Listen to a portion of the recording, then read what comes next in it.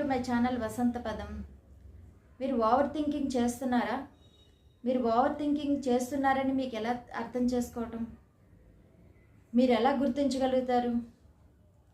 First one, already జరిగిపోయిన situation పదే పదే మీ ముందుకి రీప్లే అవుతూ ఉందా? ఇది ఫస్ట్ సైన్ అండి.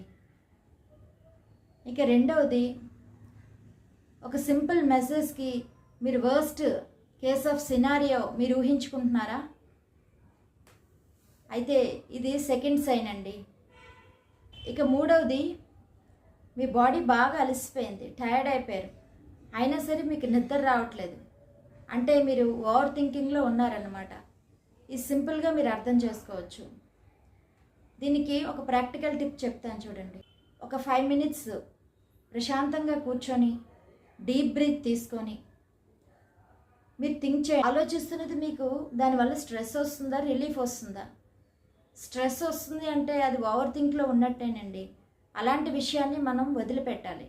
మైండ్ని కంట్రోల్ చేయడం అంటే థాట్స్ని స్టాప్ చేయడం కాదండి, వాటి మీద మనం పవర్ సాధించటం. ఒక స్ట్రాంగ్ ఉమెన్గా మీరు ఉండాలి అనుకుంటే ఈ ఛానల్ సబ్స్క్రైబ్ చేయండి.